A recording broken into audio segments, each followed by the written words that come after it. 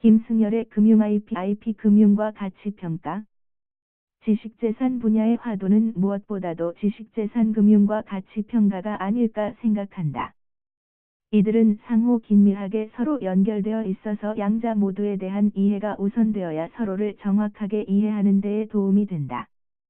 먼저 지식재산 금융은 금융권으로부터의 자금 조달이라는 측면과 지식재산 포트폴리오를 구성하여 최상의 가격으로 자금화하는 측면으로 크게 나누어 볼 수 있을 것이다. 그리고 가치평가는 정책금융 지원을 위한 기본적인 의미에서부터 인수합병 등에서와 같이 현실적인 평가 필요 및 분쟁 시 손해액의 산정이라는 측면 등에서 약간의 편차가 발생된다. 그러나 그 어느 경우에 있어서도 시장 등에서 신뢰할 수 있는 합리적인 기준을 설정하는 것이 가장 중요한 현안 과제이다. 먼저 IP 금융의 경우에 지식재산 전문가와 금융 전문가들의 상호 의사소통의 부재가 가장 심각한 문제 중의 하나이다. 물론 최근에 지식재산 금융이 워낙 화두이다가 보니 이에 대하여 상호 관심 등이 증가된 것은 그나마 가시적인 큰 성과이다. 다만 현재 시급한 문제는 정부에서 정책자금 등을 지원함에 있어서 해당 지식재산의 가치 평가가 이루어져야 하는데 이 부분에 대한 전문가 부족 내지 산출되는 평가 기준에 대한 객관성 등의 미흡 등으로 많은 문제가 발생되고 있다.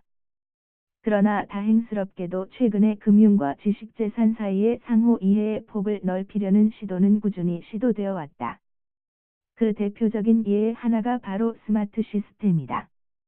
이는 간단하게 설명하면 일정한 분석들을 통하여 간단하게 특허 발명의 일정한 평가 기준을 제시하는 방법론이다.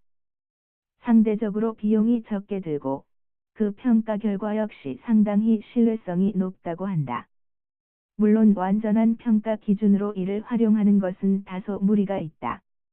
그러나 초기 단계에 어느 정도의 가치가 있는지를 잠정 점검한다는 측면에서는 상당히 신뢰성이 높고 또한 실제로 시장에서 좋은 평가를 받고 있다.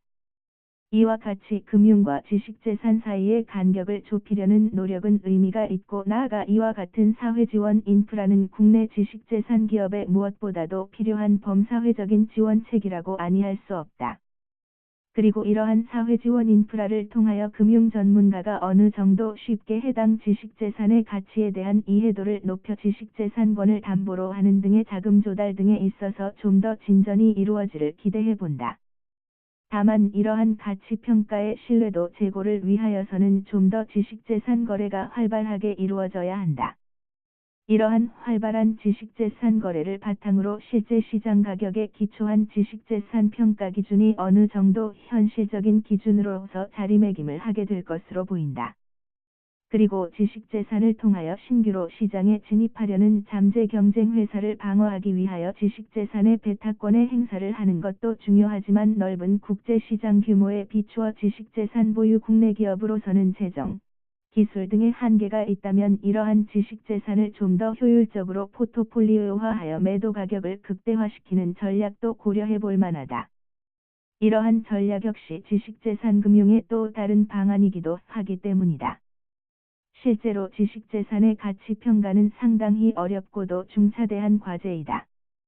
먼저 지식재산의 권리성, 기술성, 시장성 및 사업성을 판단하여 이에 따른 가치를 구체적인 수치로 확정하는 작업이므로 전문성과 경험이 절대적으로 필요하고 나아가 실거래 가격 등의 풍부한 데이터베이스 등이 지원되어야 한다.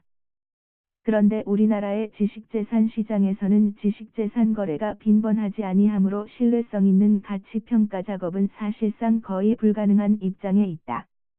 이런 측면에서 지식재산 거래 시장에서 중요한 역할을 담당할 지식재산 전문 기업을 양산하고 이에 따른 활성화 작업을 게을리하여서는 아니 된다.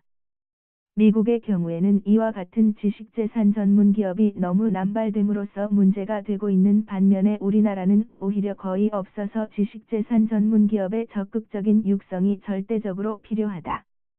그런 측면에서 장기적으로는 시장 접근 방식에 의한 가치평가가 좀 더 현실적인 거래 데이터에 기초하여 좀 더 실효성 있는 가치평가로 자리매김을 하였으면 한다.